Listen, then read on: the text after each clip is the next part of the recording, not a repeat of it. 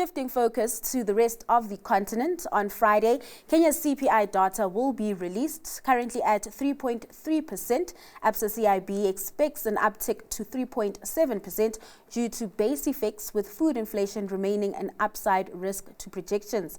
Inflation has, however, remained below the Central Bank of Kenya's 5% midpoint for 8 consecutive months.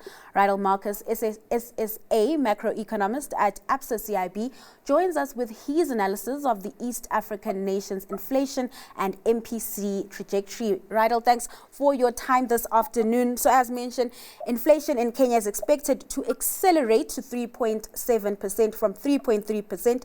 There seems to be a steady increase in inflation over the past few months. Is it something to worry about? And I asked before because consumer prices are, of course, still within the central bank's target range. Good afternoon, darling. So, thank you. Yes, you're right. I mean, inflation has increased in the past couple of months. I think it was just below 3%, 2.8 or 2.7% a few months ago. And as you also pointed out, we do think that base effects have got a big role to play here. Yeah. That said, we did see 1.5% increase month on month in food inflation in the January print. Keep in mind, this is the February print that we are waiting for. So food inflation has definitely picked up. On a year-on-year basis, food inflation is now just over 6%, also from less than 5% not too long ago. So there's definitely something happening on that side. Now, it could be that it's starting to reflect the La Nina impact, but the rainy season for Kenya is only starting in in March, and will last until May. We will then see whether rainfall is substantially lower. So they are in a bit of a dry season now, but we will definitely see over the next 3 months or so whether there is a severe La Nina impact or not. But it's not just in Kenya that the food inflation is ticking higher. We also saw the same trend in countries such as Uganda, for example. So East Africa is definitely feeling some kind of pressure on weather conditions here. It is feeding through into inflation, but inflation is also being driven by base effects.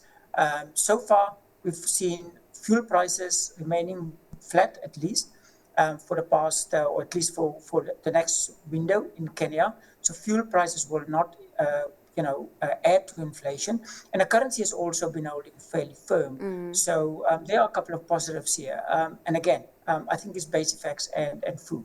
You mentioned some of the risks there being the weather conditions and that just feeding through to food prices. What about transport costs? When looking at that January print, that was also one of the risks that fed through to accelerated inflation. Yes, so transport costs, what we did see in the pricing window up to January was that there was a marginal increase in fuel prices. But with global oil prices now just below $75 a barrel and the currency holding firm just short of 130 shilling to the US dollar, we don't see that as a significant risk. In fact, if we look at what the MPC is saying, they are saying that underlying risks are well contained. They also pointed out that core inflation is 2%, has actually been declining in the past month or so. So with that in mind, I think that, the MPC statement that they think that inflation will remain well within the 2.5% to 7.5% range is probably justified, as we also see it in that range. Though, as I said, there will be some drivers that causes inflation to pick up over the next couple of months and perhaps into year end. But it does not look like a picture where we need to be very concerned about. All right. So I guess then that just presenting an even better case for another interest rate cut moving forward. I know they cut rates earlier this month. Absolutely.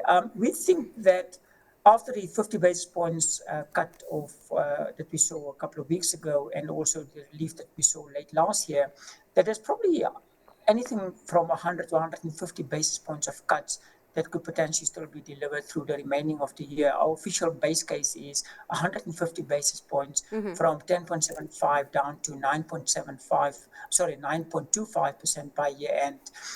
But, there's so many other global issues at play at the moment, geopolitical concerns. Yeah. There's the US policy, there's so many, adverse weather conditions, for example, that could play a bigger role in the remainder of the year. But for now, we are fairly upbeat on the prospects for further policy rate easing. All right, so upbeat about the prospects of monetary policy, but how upbeat are you about growth in Kenya? I mean, policymakers obviously trying to prop up the economy, and in the third quarter we saw the economy pull back, and we've also had financial institutions like the World Bank also downgrade growth for Kenya on the back of weather conditions and protests. Where are you at when it comes to your growth prospects for Kenya? Yes, and we also saw some destructive flooding in the second quarter of last year. So our official view for last year was that growth is probably around 4.5%, perhaps 4.6%. That is very much in line with the central bank as well. But we do think that, just like the central bank, that growth could potentially come out at around 5%, if not slightly better this year, especially on the back of fairly stable currency. The inflation picture, as we just described, looks fairly solid or fairly positive, and then lower policy rates. So in addition to that, we think that the services sector will perform well. We perhaps we will see a more resilient agriculture sector despite the lower rainfall season that we anticipate. Overall, I think it's a fairly strong story. Infrastructure investment is also good for Kenya. So yes, it's probably going to be one of the faster growing markets in the sub-Saharan continent this year. Before I let you go, Ridle, you mentioned at the top that, the currency has been quite stable. But as an emerging market currency, there are still some risks on the table. You also touched on, those Trump trade policies. How much of weakness do you see coming through to the shilling, or do you expect it to remain stable throughout the year?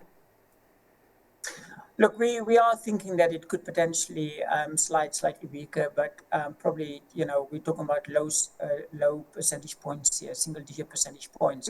Probably not even make it to 140 by year end. Of course, there's a risk here that US policy that could see inflation remaining stickier there and no further policy rate cuts could further support the US dollar, put our currencies on the back foot. So Kenya is also running a fairly decent current account deficit, possibly around 4% this year again, like last year. So there are some pressures that could see the currency drift slightly weaker, but the depreciation is likely to be fairly contained and limited. Reserves are also fairly strong in Kenya, so no abrupt kind of depreciation in a currency, and I think that's a fairly positive assessment of a market such as Kenya. Ridle, thanks so much for your time and sharing those insights. That was SSA Macroeconomist at Absa CIB, Ridle Markus.